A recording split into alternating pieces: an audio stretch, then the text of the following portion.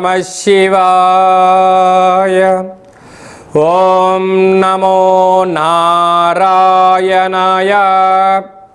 కర్మ నివారణ కాళభైరవాయ నమో నమః.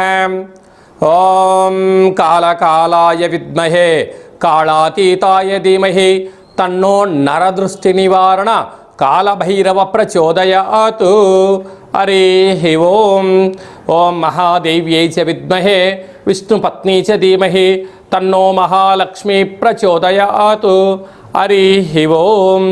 మా ఛానల్కి స్వాగతం. చూస్తున్న వీక్షకులకు, ప్రేక్షకులకు, ప్రియ కాళభైరవ భగవద్బంధులకి స్వాగతం పలుకుతూ మమ్మల్ని ఎంతగానో ఆదరిస్తూ ఉండబడినటువంటి ప్రియ సోదరీమణులకు అందరికీ కూడా వరలక్ష్మీదేవి అమ్మవారి యొక్క శుభాకాంక్షలు, ఆశీస్సులు. శ్రావణ మాసంలో అందరికీ శుభాలను, జయాలను, ఐశ్వర్యాలను ప్రసాదించాలని, విద్యార్థులకు విద్యాలక్ష్మిగా, ఉద్యోగస్తులకు ఉద్యోగలక్ష్మిగా, వ్యాపారస్తులకు వ్యాపారలక్ష్మిగా, ఐశ్వర్యవంతులకు ఐశ్వర్యలక్ష్మిగా ప్రసాదించాలని మనసారా కోరుకుంటూ ఆశీర్వచనం. 1/8/2025 నుండి 15/8/2025 వరకు పుట్టినటువంటి వారందరూ కూడా ముందస్తుగా జన్మదిన శుభాకాంక్షలు. గతంలో వివాహం చేసుకున్న వారికి వివాహ వార్షికోత్సవ శుభాకాంక్షలు. ద్వాదశ రాశుల్లో గ్రహ గమనాల్ని ఓసారి వీక్షింపచేద్దాం. మిథున రాశిలో 12 సంవత్సరముల తర్వాత గురువు మరియు శుక్ర భగవానుడు సంయోగ సంచార స్థితి. కర్కాటక రాశిలో రవి బుధ సంచార స్థితి, బుధాదిత్య రాజయోగము. సింహరాశిలో కేతు సంచార స్థితి, కన్యరాశిలో కేతు సంచార స్థితి, కుంభరాశిలో రాహు సంచార స్థితి, మీనరాశిలో శని భగవానుని వక్రగమన సంచార స్థితితో ద్వాదశ రాశుల్లో గ్రహ గమనాలు ఈ విధంగా ఉన్నాయి.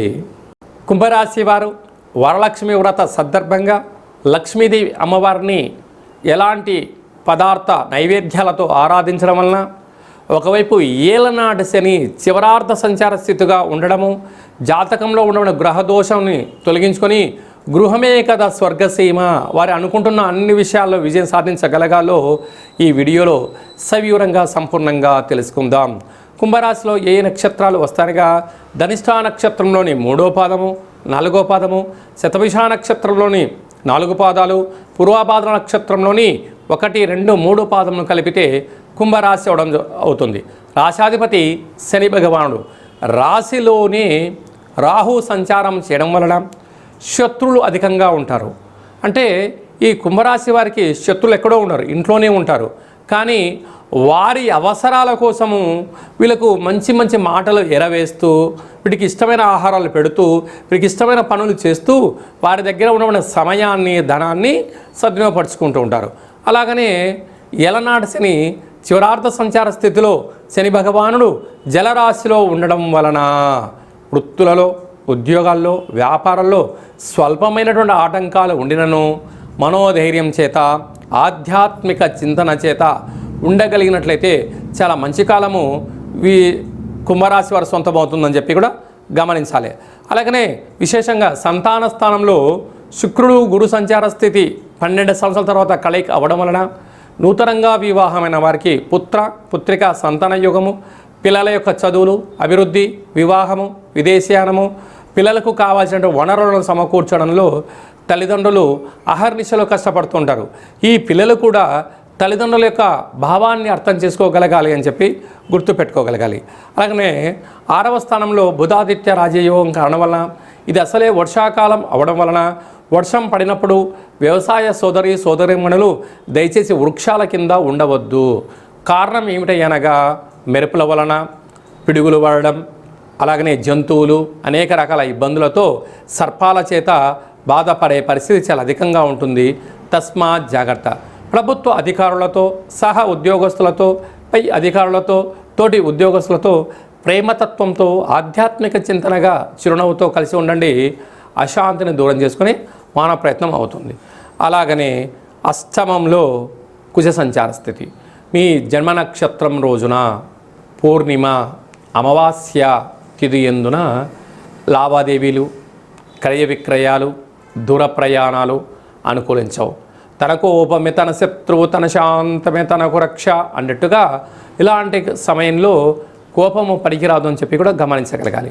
ఇలాంటి శ్రావణమాస సందర్భంగా అమ్మవారికి విశేషమైనటువంటి సువర్ణపు రంగు అంటే బంగారు రంగు కలిగినటువంటి లేకుండా పసుపు రంగు కలిగినటువంటి వస్త్రంతో అలంకారం చేయడము, అలాగే చామంతులతో అర్చన చేయడము, పసుపు రంగు కలిగినటువంటి కంకణ తోరణాన్ని పూజ చేసి ఏర్పాటు చేసుకోవడము, వచ్చినటువంటి ముత్తైదుల చేత మీరు బొట్టు పెట్టించుకొని వారికి పాదపూజ చేసి శరగలను దానం చేయడం వలన ఐశ్వర్యం, ఆనందం కుంభరాశి వారి సొంతం అవుతుంది. అలాగే రియల్ ఎస్టేట్ వ్యాపారస్తులు, నీటి వ్యాపారస్తులు, కిరాణం షాపు వ్యాపారస్తులు, సినిమా రంగాల్లో ఉండబడిన వారు, మార్కెటింగ్ రంగంలో ఉండబడిన వారందరూ, వ్యవసాయ సోదరీమణులు, నూనెల వ్యాపారాలు, ఐరన్ వ్యాపారాలు, డ్రైవింగ్ చేసే వారందరూ కూడా ఓపిక సహనం అవసరం అని చెప్పి గుర్తుపెట్టుకోగలగాలి. ఇంకనూ మనము శ్రావణ మాసంలో విజయాన్ని సాధించగలగాలి అన్నట్లయితే మనకు శ్రావణ మాసంలో శుక్రవారం రోజున ఉతికిన వస్త్రాలు ధన్ప చేయడం, ఇంట్లో మనము లక్ష్మీదేవి అమ్మవారికి పూజ చేయడం, సంపూర్ణమైన ఐశ్వర్య జీవనాన్ని పొందడం, మనకు ఏది కలిగితే అది శక్త్యానుసారంగా వాయనాన్ని తాంబూలం ఇవ్వడం, స్త్రీమాతకు ఒక మంచి విస్తర వేసి భోజనాన్ని ఏర్పాటు చేయడం, పసిపిల్లలకు చిన్న చాక్లెట్ల లాంటివి ఏర్పాటు చేయగలిగినట్లయితే జాతకంలో ఉండబడినటువంటి గ్రహదోషం తొలగి ఐశ్వర్యం కలుగుతుందని చెప్పి కూడా మీరు గమనించగలగాలి. ఇంకనూ మనం విజయం సాధించగలగాలి అన్నట్లయితే ఈ యొక్క పాత్ర కంచు పాత్ర, కంచు మోగినట్టు కనకంబు మోగదు గదరా సుమతి అని చెప్పి మనకు సుమతి శతకంలో చెప్పడం జరిగింది. ఇందులో 12 రాసులు అచ్చు వేయడం జరుగుతుంది. ఈ పాత్రను ఇలా ఎడమ చేతులతో పట్టుకొని ఇలా ఒక్కసారి శబ్దం చేస్తే ఈరోజు ఓంకార శబ్దం రావడం ప్రారంభిస్తుంది.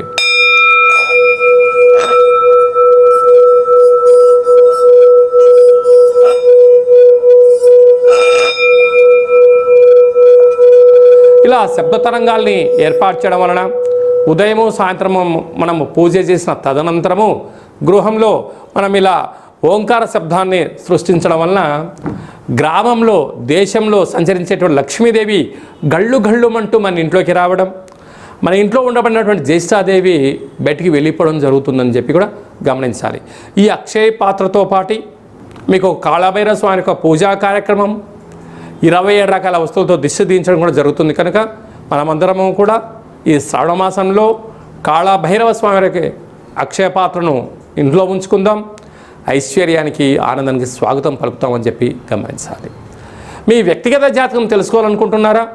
మీ పేరు, పుట్టినటువంటి తేదీ, నెల, సంవత్సరం, పుట్టిన సమయం రాసి మీరు వాట్సాప్లో పంపించగలిగినట్లయితే 100 సంవత్సరముల జాతకాన్ని సంపూర్ణంగా సవివరంగా వ్రాసి మీకు పంపించి మీరు పుట్టినప్పుడు గ్రహ గమనాలు ఎలా ఉన్నాయి, ప్రస్తుతం ఎలా ఉంటున్నాయి, రాబోయే కాలంలో ఎలా ఉండబోతున్నాయో వివరిస్తూ మీరు విజయం సాధించేంత వరకు మన యొక్క కాళభైరవ ఆశ్రమం దగ్గర నుంచి అన్ని విధాలా మీకు తోడు నీడగా ఉంటామని చెప్పి గమనించగలగాలి. అదే కాకుండా కూడా చాలామందికి పుట్టినటువంటి కాల సమయంలో డేటా బర్తులు లేనటువంటి వారికి మీ పేరు యొక్క మొదటి అక్షరాన్ని అనుసరిస్తూ, రాశిని అనుసరిస్తూ, గవళ ద్వారా అనగా రమణ శాస్త్రం ద్వారా భూత భవిష్యత్ వర్తమానాన్ని తెలియజేయడం జరుగుతుంది. కనుక జాతకాన్ని తెలుసుకుందాం, జీవితంలో ఉండబడిన అడ్డంకులను తొలగించుకుందాం, ఐశ్వర్యాన్ని, ఆనందాన్ని పొందుదామని చెప్పి గమనించాలి. కనుక ఆసక్తి గలవారు అపాయింట్మెంట్ తీసుకొని సంప్రదించగలరు. అందరికీ ఈ శ్రావణ మాసంలో శుభం, జయం, లాభం జరగాలని కోరుకుంటూ ఆశీర్వచనం. ఓం శతమానం భవతి శతాయు పురుష సతేంద్రియ ఆయుష్యేవేంద్రియే ప్రతిష్టతి. ధనం ధాన్యం బహుపుత్రలాభం శత సంవత్సరం దీర్ఘమాయు. సర్వే జనా సుఖినో భవంతు, లోకా సమస్తా సుఖినో భవంతు. సర్వం మహాలక్ష్మీదేవతార్పణమస్తు. హరి ఓం. ఈ వీడియో మీకు నచ్చినట్టయితే లైక్ చేయండి, షేర్ చేయండి. అందరికన్నా మీ వ్యక్తిగత జాతకాన్ని ముందుగా మీరు తెలుసుకోవాలి అనుకుంటున్నట్లయితే మా ఛానల్ని సబ్స్క్రైబ్ చేసుకోండి, గంట సింబల్ ప్రెస్ చేయండి, అలానే బటన్ కూడా తెలియచేయండి. హిందూ ధర్మాన్ని కాపాడండి.